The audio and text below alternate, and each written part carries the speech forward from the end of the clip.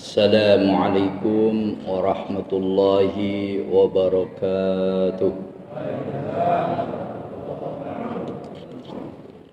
Innal hamdalillah nahmaduhu wa nasta'inuhu wa nastaghfiruh wa nastahdihi wa nusabbihuhu wa nukabbiruh wa na'udzu billahi min syururi anfusina wa min sayyiati a'malina. Innahu may yahdihillahu fala mudilla lahu wa may yudlil fala hadiya lahu.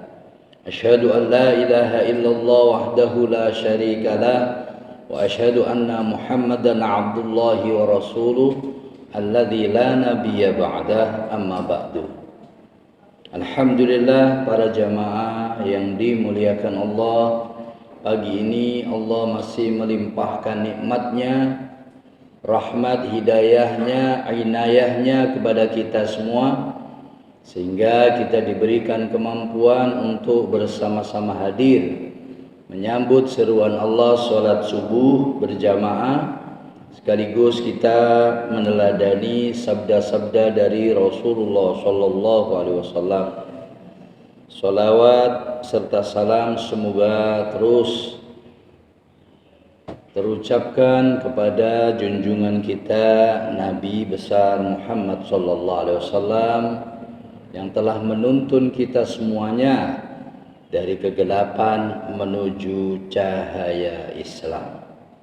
Bapak Ibu, para jamaah yang dimuliakan Allah, belum terlambat kiranya saya mengucapkan taqabbalallah minna wa minkum, taqabbal ya karim, kullu amin wa antum bi khair. Mohon maaf lahir batin. Para jamaah sekalian, masih segar dalam ingatan kita bahwa di bulan yang lalu, di bulan suci Ramadan, banyak sekali kenangan-kenangan indah dari kita semua. Bagaimana kita puasa bersama-sama, tilawah bersama-sama, kita juga buka bersama, sahur bersama, qiyamul lail bersama, seluruh rangkaian ibadah-ibadah yang memang oleh Allah Subhanahu wa taala diberikan kepada kita untuk membentengi, membimbing, melindungi, mengajak kita semua untuk sukses, selamat, bahagia dunia akhirat, yaitu supaya kita menjadi orang yang bertakwa. Takwa itulah, para jamaah Bapak Ibu sekalian, yang akan menjamin apapun dan siapapun kita pasti selamat, bahagia, sukses selama-lamanya dunia dan akhirat dengan takwa tersebut. Bapak Ibu, para jamaah sekalian, mudah-mudahan kita semuanya termasuk orang-orang yang bertakwa tersebut dan selamat selama-lamanya dunia dan akhirat. Amin ya rabbal alamin. Bapak Ibu, para jamaah yang dimuliakan Allah, namun demikian pasti ada yang gagal dari ibadah-ibadah puasa, tilawah dan sebagainya tersebut, sebagaimana diingatkan oleh Rasulullah SAW. Rubba shaimin wa laysa lahul jazaa illal ju' wal atas. Banyak orang yang puasa, tapi tidak ada pahala dari puasanya kecuali lapar, kecuali dahaga. Bagaimana kita bisa memastikan diterimanya ibadah kita tersebut? Tidak ada satupun orang yang mengetahuinya. Tetapi tanda-tandanya diberikan oleh Allah Subhanahu wa taala. Sebagaimana dinyatakan oleh Allah dalam surat Muhammad ayat 17. Allah Subhanahu wa taala berfirman, A'udzu billahi minasyaitonir rajim, walladzina ihtadaw zadahum huda wa atahum taqwahum. Dan orang-orang yang telah mendapatkan hidayah, Allah akan menambah hidayah tersebut dan Allah akan mendatangkan orang tersebut sebagai orang-orang yang bertakwa. Berarti tanda diterimanya sebuah ibadah, Bapak Ibu para jamaah yang dimuliakan Allah, tandanya adalah ziyadatul khair alal khair, adalah tambahnya kebaikan baru setelah kita melakukan kebaikan, munculnya semangat kebaikan baru setelah kita melaksanakan kebaikan. Dan sebaliknya, tanda tidak diterimanya amal perbuatan kita itu adalah apabila setelah berbuat baik itu kita kapok. Setelah infak kapok, setelah tahajud kapok, setelah tilawatul Quran kapok, setelah puasa kapok, setelah hari raya langsung seperti orang merdeka. Lari dari masjid, lari dari taklim, lari dari berdoa, lari dari tilawah, lari dari berbuat baik. Nah, itu tandanya berarti ditolak oleh Allah Subhanahu wa ta'ala. Pada akhir-akhir ini ada contoh yang sangat konkret. Di antara tanda ibadah seseorang itu ditolak oleh Allah itu, saya melihatnya adalah Pendeta Saifuddin Ibrahim. Namanya Saifuddin, nama Islam Ibrahim. Katanya bekasnya Ustadz Indramayu, Pondok Zaitun katanya. Makanya lebih baik bekas bajingan daripada bekas ustadz. Kalau bekas bajingan berarti taubat, mungkin jadi ustadz, mungkin jadi yang lain, orang yang soleh. Kalau bekas ustadz ya jauh lebih jelek. Namanya ustadz mungkin mereka belajar agama banyak, dakwah banyak, mungkin ibadah banyak, tapi ada sisi yang kadangkala kita tidak akan pernah tahu, sisi dalaman. Apa sisi dalaman itu? Ikhlas. Mungkin orang itu ibadah, puasa, taklim, dakwah, kalau tidak ikhlas jelas ditolak oleh Allah. Saya melihat sangat mengerikan ditolaknya ibadahnya Saifuddin Ibrahim ini. Bahkan berani-beraninya menjelek-jelekkan Rasulullah, jelek-jelekkan Quran, jelek-jelekkan Islam. Bahkan dinyatakan Rasulullah itu nabi lendir katanya, tukang kawin, hiper, dijelek-jelekkan, yang dengarnya pun kita sangat mengerikan karena Rasulullah adalah Habibullah, kekasih Allah, dengan beraninya dia begitu. Tapi saya angan-angan kok nggak dihancurkan ya mulutnya oleh Allah. Mungkin itu namanya istidraj, dibiarkan seperti Fir'aun sampai pada puncak kesesatannya ditenggelamkan, tidak ada kesempatan taubat. Na'udzubillah min dzalik. Belajar dari itu semua para jamaah sekalian. Memang ada orang yang ibadahnya ditolak oleh Allah. Kalau ditolak ya seperti itu akibatnya. Maka kita berharap jangan sampai seperti itu. Kalau ibadah jangan lahirnya saja, jangan badannya saja, tapi sama dengan hati nuraninya, ikhlas karena Allah, supaya diberikan tambahan itu kata Allah, walladzina tadau zadahum huda wa atahum taqwahum. Orang yang telah mendapatkan hidayah, Allah akan menambah hidayah tersebut dan Allah akan menjadikan orang tersebut menjadi orang yang bertakwa. Syaratnya ibadahnya yang benar, yang ikhlas kepada Allah.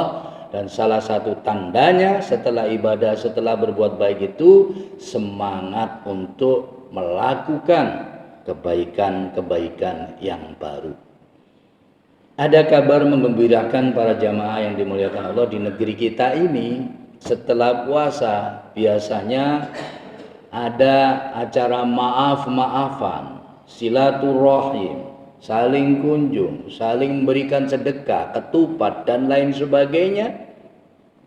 Mudah-mudahan itu adalah cerminan dari diterimanya amalan ibadah umat Islam Indonesia ini. Seringkali dirangkum dengan namanya halal bihalal. Walaupun adanya cuma di Indonesia, tetapi itu sangat sesuai dengan ruh Islam karena itu akan menimbulkan tradisi yang baik, amalan yang baik, yaitu memaafkan sesama manusia. Karena kalau salah kepada Allah, kita mohon maaf pada Allah, istighfar pada Allah mudah. Tapi kalau hubungannya dengan manusia harus saling memaafkan baru diampuni oleh Allah. Ada tradisi yang baru namanya halal bihalal, saling memaafkan, dan itu sangat bagus agar supaya mudah-mudahan kalau ada salah, dan pasti ada salah. Kenapa? Karena Rasulullah, Bapak Ibu yang dimuliakan Allah, pernah bersabda, al insanu mahallul khata' wan nisyan wa khairul khata'in at-tawwabun. Yang namanya manusia itu memang sudah tempatnya salah. Dan sebaik-baik orang yang bersalah adalah at-tawwabun, adalah orang-orang yang suka senang bertaubat. Para jamaah Bapak Ibu yang dimuliakan Allah, Allah Subhanahu wa taala berfirman dalam surat Al-Hujurat ayat 10. A'udzu billahi minasyaitonir rajim. Innamal mu'minuna ikhwatun wa aslihu baina akhwaykum wattaqullaha la'allakum turhamun. Sesungguhnya orang-orang beriman itu bersaudara, maka perbaikilah hubungan baik di antara saudara kalian semua, dan bertakwalah kalian semua kepada Allah, la'allakum turhamun. Semoga kalian semua dirahmati oleh Allah Subhanahu wa taala. Al-islah itu adalah hal yang sangat dianjurkan oleh Islam. Karena memang sudah karakteristik dunia seperti itu. Dunia itu tidak mungkin ada orang bersih, selalu ada salah, disengaja ataupun tidak. Maka peluang emas bagi kita untuk saling islah, saling memperbaiki diri sebelum merugi nanti di akhirat. Gak punya salah mustahil, tidak mungkin. Namanya manusia, walaupun kita jaga bagaimanapun juga, gak mungkin kita tidak punya salah, pasti punya salah. Tetapi sebaik-baik orang yang bersalah adalah bertaubat, dan bertaubat itu diantaranya adalah dengan memaafkan, mohon maaf, saling minta maaf, saling ikhlas, saling toleran, saling tepo seliro. Insyaallah kalau itu kita lakukan, sebanyak apapun salah kita masih wajar, masih manusiawi, karena memang seperti itu kondisi manusia. Yang tidak manusiawi adalah kalau kita tidak ngaku punya salah, tidak mau memaafkan, dan tidak mau minta maaf. Terus bagaimana cara kita itu memperbaiki hubungan baik di antara sesama manusia kalau kita tidak melakukan seperti itu? Al-islah bainal mu'minin, memperbaiki hubungan baik antara sesama orang beriman. Dalam surat Ali Imran ayat 134 Allah juga berfirman, wal kadhiminal ghaidha wal 'afina 'anil nas wallahu yuhibbul muhsinin. Di antara memaafkan caranya adalah al-kadhiminal ghaidha, adalah menahan marah. Dalam konsep ajaran Islam, ternyata marah itu tidak boleh dilepaskan, dikendalikan, harus ditahan. Dan tidak mungkin orang tidak punya marah. Justru orang nggak punya marah ya gak normal, pasti punya marah. Tetapi ketika kita marah itu, dalam Al-Quran kita disuruh menahan marah tersebut. Wal afina anin nas, memaafkan manusia. Yaitu tadi, jangankan kita yang jelek, jangankan kita yang bodoh, jangankan kita awam, jadi ustadz itu disalahi berkali-kali, diremehno berkali-kali, dijelekkan berkali-kali. Lek perlu mau dikeroyok, kayak Habib Rizik, kayak Ustadz Abdul Somad dikeroyok, bahkan lek saya dikeroyok paling sak kampung. Ustadz Abdul Somad sak dunia, lek perlu sak Singapura, sak Indonesia. Semua orang-orang yang tidak mau dibina, diajak baik, pasti dia akan memusuhinya. Kenapa? Ya karena tidak mau diajak baik, mau melepaskan hawa nafsunya. Nah, para ulama, para ustadz, para nabi itu mengajak untuk menahan diri, menahan hawa nafsu. Dan itu biasanya nggak mau itu akan marah-marah. Marah-marahnya mulai tingkat kasak kusuk, memfitnah, jauh undang Ustadz Fadil. Oh, paling nggak ngono, buang aja Ustadz Fadil. Ngono, itu ringan. Tapi Nabi Ibrahim, bakar itu Nabi Ibrahim, katanya Namrud kan gitu. Usir itu Nabi Muhammad, usir itu Nabi Musa. Nah itu nabi-nabi malah lebih dahsyat lagi. Karena itu para jamaah yang dimuliakan Allah, memang itu sudah kondisi di dunia ini. Kita ya walaupun marah, inginnya ya balas kita. Dipukul sekali kita inginnya mukul 1000 kali. Kita disakiti inginnya kita membunuh orang itu. Lihat perlu anak cucunya semua dibunuh, lego. Lek ngono ndak lego. Sopo kon. Nah, itu maunya nafsu kita. Apa yang kamu andalkan? Maunya kita gitu, tapi maunya Islam enggak gitu. Wal kadhiminal ghaidh. Yang menahan marah. Kita tidak lepaskan, kita nahan marah dan kita memaafkan manusia. Berat, ya memang berat karena balasannya adalah surga. Wallahu yuhibbul muhsinin, dan Allah itu mencintai orang-orang yang muhsinin, yang berbuat baik. Rasulullah SAW juga pernah menyatakan dalam sebuah hadis riwayat Imam Bukhari, Imam Muslim, laisa syadidu bis-sur'ati, innama syadidul ladzi yamliku nafsahu 'indal ghadabi. Bukanlah orang yang kuat itu adalah orang yang petarung, ahli gulat, jagoan. Sesungguhnya orang yang kuat itu adalah orang yang mampu mengendalikan dirinya sendiri indal ghadab, ketika dia marah. Ternyata itu jagoan, pahlawan, orang hebat.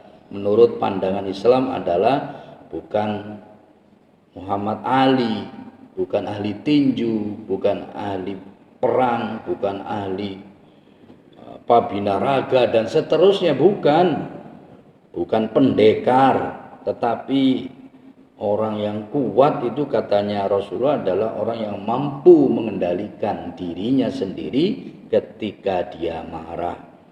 Nah, ini berarti kita ingin jadi orang kuat, nggak harus kita menjadi pendekar. Cukup kita harus belajar, berlatih. Kita mau marah, nah, ditahan. Untuk apa marah? Kita ingat kerugian marah tersebut. Kalau itu kita lakukan, kita akan menjelma menjadi orang kuat versi Rasulullah Sallallahu Alaihi Wasallam.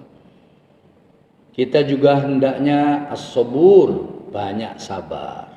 Karena memang kondisi di dunia ini banyak rintangan, banyak tantangan, tetapi kalau kita bersabar semuanya itu akan baik-baik saja, sebagaimana dinyatakan oleh Rasulullah SAW dalam sebuah hadis riwayat Imam Muslim. Ajaban li amril mu'min, inna amrahu kullahu lahu khairun, wa laysa li ahadin ghairul mu'min, in asobathu syarra syakara fakana khairul lah, wa in asobathu dharra sabara fakana khairul lah. Sungguh mengagumkan urusan orang beriman itu, kata Rasulullah. Kenapa? Inna amrohu kullahu lahu khair. Sesungguhnya semua urusan orang-orang beriman itu semuanya baik.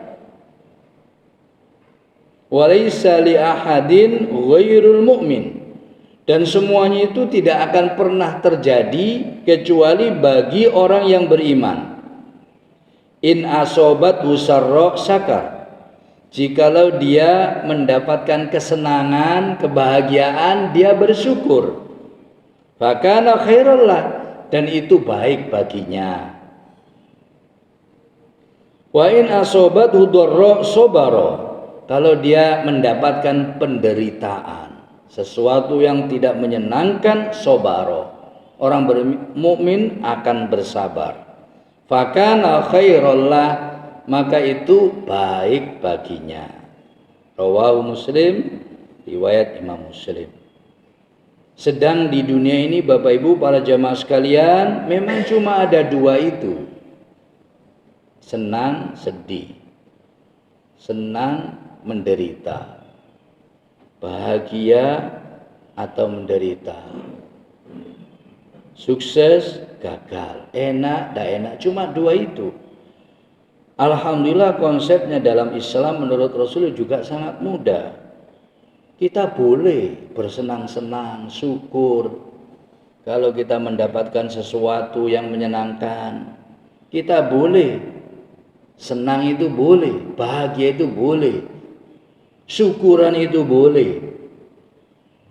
Kalau itu kita lakukan, walaupun kita mungkin apapun bentuknya kesenangan kita, mungkin duit, mungkin rumah, mungkin mobil, mungkin sehat, itu semua ternyata juga baik menurut Rasulullah kalau kita syukuri. Apa syukur itu? Semua kenikmatan, semua kesenangan, semua kebahagiaan yang kita rasa dari hati kita itu ngomong, hadza min fadli rabbi. Ini semuanya hanyalah anugerah dari Tuhanku, anugerah dari Allah. Dari hati ngomong gitu. Kemudian lisan kita mengucapkan alhamdulillah. Ini semuanya hanya barokahnya Allah, anugerahnya Allah, wewe Allah. Ini semuanya hanyalah kasih sayang dari Allah. Enggak ada kemampuan apapun dari saya. Kemudian kita menggunakannya di jalan Allah, di jalan yang dihalalkan oleh Allah. Walaupun kita senang, bahagia, mungkin syukuran di situ, nyembelih kambing, ayam, sapi, atau apa saja. Nah itu ada pahalanya, itu baik-baik saja, tidak ada masalah. Sampai beli mobil Alphard mungkin, atau ke masjid ini bawa helikopter mungkin, tapi digunakan syukur seperti itu, tidak apa-apa, tidak ada masalah, itu bagus. Dan sebaliknya, kita mungkin menderita, hidup miskin, belum lahir udah miskin, karena kita dikandung ibu yang melarat, kakek nenek melarat, mari ono kawin orang melarat, anaknya melarat lagi, biasanya begitu turunan melarat itu, melarat. Tapi ada yang melarat kemudian sugih. Dan tidak ada orang yang senang melarat, tapi ada orang melarat itu. Nah, kemudian ada orang yang lahir cacat, lahir buta, lahir tuli.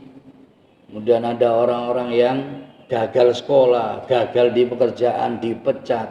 Mungkin sakit menaun, sakit sampai 5 tahun, sakit sampai 10 tahun, sampai lengket punggungnya, di ranjang. Gak bisa berdiri, ada yang stroke. Itu menyikapinya cuma satu kalau ingin baik, sabar. Kalau itu dilakukan maka baik-baik saja, ada pahalanya. Bahkan dijamin oleh Rasulullah itu merontokkan semua dosa. Bahkan dalam hadis yang lain Allah itu menyatakan Allah itu tidak rela membalas kesalahan, dosa orang-orang beriman kecuali di dunia. Ya, bagi sampean-sampean kita ini kalau ada salah, ya siap-siap dibalas di dunia. Karena apa? Karena Allah tidak mau nyiksa di akhirat. Karena di akhirat jauh lebih berat. Kalau kita ustadz, ulama, sampean ahli masjid, kemudian orang baik-baik, orang soleh, kok berbuat salah, pasti dibalas karena Allah Maha Adil. Walaupun sebaik apapun sampean. Tapi kalau orang beriman, kata Allah dalam hadis qudsi itu, Allah tidak rela kecuali dibalas di dunia. Caranya gimana? Ya mungkin dikasih sakit yang menaun atau tergantung ukuran dosanya. Kalau nggak sakit mungkin anaknya nakal, akhirnya rumahnya dijuali, sebelum kita meninggal udah habis. Kalau nggak gitu mungkin harta kita dirampok orang dan lain sebagainya. Banyak penderitaan yang kita tidak mungkin bisa terka dan semua tidak mau, tapi nyatanya ada. Kita tidak bisa milih cobaan hukuman dari Allah. Yakinlah kalau kita beriman dan salah, kata Rasulullah dalam hadis qudsi, dibalas di dunia. Tetapi orang-orang kafir enggak, sebaliknya. Kalau salah malah dilulu oleh Allah. Bisnisnya tambah lancar, kemudian tambah sehat kayak Qarun, kayak Fir'aun begitu. Tambah ditakuti orang. Di puncak kejayaan kemudian dihukum oleh Allah, dimatikan, enggak sempat taubat, langsung dilempar ke neraka. Jauh lebih berat. Karena memang Allah tidak rela kepada orang kafir, kepada orang-orang musyrik, orang munafik, tidak rela kecuali mau tobat. Jadi tetap beruntung. Tapi Allah Maha Adil. Walaupun orang soleh, orang baik, kalau salah tetap dihukum, tapi hukumannya ringan, yaitu di dunia. Karena seberat apapun, kalau kita menderita di dunia, Bapak Ibu sekalian, ya akan ada akhirnya. Meninggal, selesai. Tetapi kalau sudah menderita di akhirat, nggak akan lagi bisa dibenahi. Balik ke dunia tidak mungkin, dia akan merasakan penderitaan untuk selama-lamanya. Na'udzubillah min dzalik. Nah, itu bagi kita yang mungkin sedang diuji dengan sakit, dengan menderita, dengan berbagai macam sesuatu yang tidak menyenangkan, hanya satu yang harus kita sikapi, as-sabur, yaitu bersabar. Karena semuanya tidak akan lepas dari takdir Allah. Dan di dunia ini apapun yang ada, Bapak Ibu sekalian, sifatnya hanya sementara, tidak selama-lamanya. Tidak ada orang di dunia ini senang terus menerus, tidak ada. Tidak ada juga orang yang menderita untuk selama-lamanya di dunia. Berbeda dengan di akhirat, menderita selama-lamanya di neraka, naudzubillah. Dan kalau senang, ya senang untuk selama-lamanya di surga. Rasulullah juga pernah bersabda, salasun uqsimu alaihinna ma naqasat shadaqatun min malin wa ma zadallahu 'abdan bi'afwin illa 'izzan wa ma tawadu ahadun lillah illa rafa'ahullah. Rawahu Tirmidzi. Rasulullah juga pernah bersabda, ada 3 perkara, saya bersumpah dengan 3 perkara itu. Yang pertama adalah mana qasat shadaqatun min malin, harta benda yang disodakohkan itu tidak akan berkurang. Wa ma zadallahu 'abdan bi'afwin illa 'izzan, dan Allah tidak menambahkan kepada seorang hamba yang mau memaafkan kecuali makin terhormat, makin izzah, makin dimuliakan oleh Allah. Wa ma tawaddu'a ahadun lillah illa rafa'ahullah, dan tidak ada seseorang yang tawadu. Tawadu itu merendahkan diri, walaupun dia derajat tinggi, dia seorang yang mulia, tapi dia tawadu, merendahkan diri. Illa rafa'ahullah, kecuali pasti orang itu akan diangkat derajatnya oleh Allah. Jadi, harta yang disedekahkan gak bakal berkurang. Orang yang memaafkan kecuali tambah dimuliakan oleh Allah. Dan orang yang tawadu itu pasti diangkat derajatnya oleh Allah. Nah, ini harus kita ingat-ingat, karena zaman sekarang ini yang 3 ini akan semakin langka. Biasanya orang yang nggak mau sedekah ya karena merasa kalau disedekahkan berkurang. atau hilang sebagian hartanya, maka menjadi berat untuk sedekah. Tapi kalau orang yakin ini, ya ndak. Harta yang disedekahkan nggak bakal berkurang. Begitu juga orang zaman sekarang seringkali juga kalau ada orang memaafkan, itu dikira kita itu kemudian hina, lemah, tidak berani, sehingga akhirnya orang seringkali muncul sifat-sifat kesombongannya. Biasanya masing-masing egonya muncul, aku, sopo siro, sopo ingsun. Kemudian juga begitu, orang tawadhu biasanya tambah diremehkan, tambah diinjak orang sekarang. Sehingga seringkali orang-orang sekarang nggak suka tawadhu. Akhirnya semuanya ingin dianggap. Sehingga seringkali di halal bihalal setelah Ramadan ini biasanya ada rapat keluarga. Musim juga di negeri kita ini. Rapat keluarga besar. Dari Jakarta datang, dari Surabaya datang, dari Semarang datang, anak-anak yang ada di mana-mana kumpul. Setelah kumpul, biasanya ada yang banggakan anaknya yang jenderal, yang ini, alphardnya, mobilnya, kerjaannya. Akhirnya rapat keluarga nggak jadi rapat keluarga, akhirnya panas-panasan. Satu sama lain akhirnya saling ego, membanggakan, merasa paling berhasil, dan itu akhirnya tujuan untuk merapatkan keluarga menjadi tidak berhasil. Karena masing-masing ingin dianggap paling berhasil, paling depan, dan seterusnya. Nggak ada lagi tawadhu. Kalau sudah begitu, insya Allah nanti setelah berpisah, nggak tambah akrab keluarga itu. Karena masing-masing orang itu pasti ingin dimuliakan, dianggap, diakui, dan tidak mau diremehkan. Kalau sudah begitu biasanya ya berujung malah ya jor-joran tadi, merasa paling tadi. Akhirnya hubungan keluarga bukan tambah baik, akan tambah renggang. Kenapa? Karena orang-orang yang diremehkan akan menjauh. Karena para jamaah sekalian, tawadhu ini apalagi di zaman sekarang semakin langka dan semakin penting. Agar supaya apa? Orang kalau tawadhu pasti akhirnya orang yang dihadapannya itu akan senang.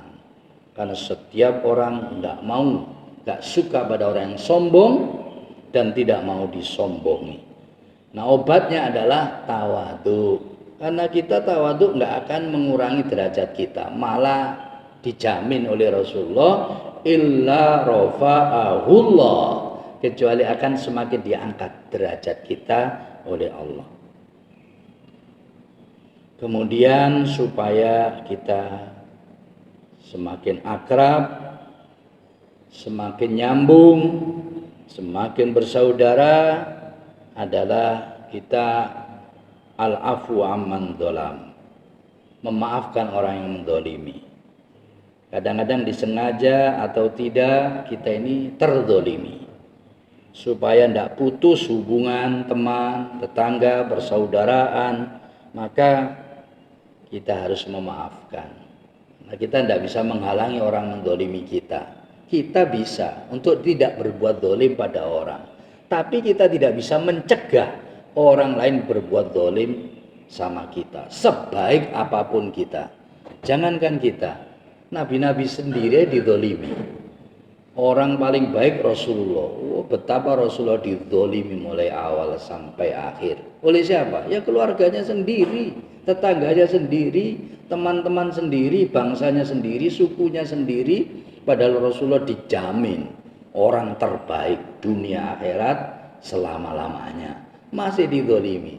Apalagi kita. Mimpi tidak didolimi orang lain. Mustahil. Karena itu para jamaah sekalian, supaya kita tidak kembang kempis, ngos-ngosan, pening kepala, ya sudah dimaafkan aja orang zalimi, dimaafkan saja biar Allah yang ngurusi. Enak kalau begitu.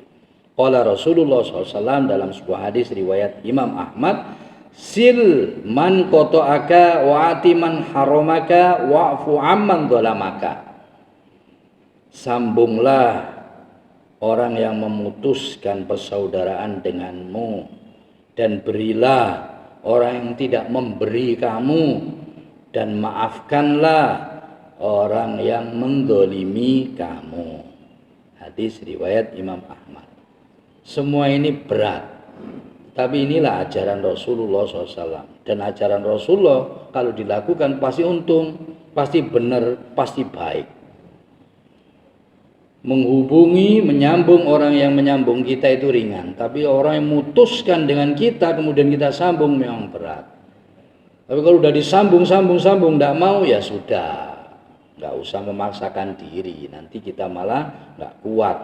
Ya nyambung aja orang-orang yang mau disambung, selebihnya serahkan pada Allah. Memberi orang yang mau memberi kita juga ringan, tapi memberi kepada orang yang tidak mau memberi kepada kita itu berat. Ya beri saja karena Allah, kita tidak ingin balasan darinya, itu baru nanti kita ringan. Maafkan orang yang mendolimimu, nah, ini juga berat, tetapi inilah ajaran para nabi, ajaran Rasulullah SAW yang kalau kita lakukan pasti menguntungkan kita. Kenapa para jamaah sekalian? Walaupun sebaik apapun kita, itu tidak ada jaminan kita tidak dizolimi oleh orang lain. Kita pasti merasakan selama ini seperti itu. Sudah ngalah, sudah berbuat baik, sudah nyambung, sudah memaafkan, kita sudah merendahkan diri, kita masih dizolimi juga. Nah, kalau udah kejadian seperti ini, yang paling enak maafkan, serahkan semuanya pada Allah, beres. Rasulullah juga pernah bersabda, irham man fil ardi yarhamka man fis sama. Sayangilah orang yang ada di bumi ini, maka orang atau para malaikat yang ada di langit akan menyayangimu. Allah di langit, ya Allah dan seluruh para malaikat.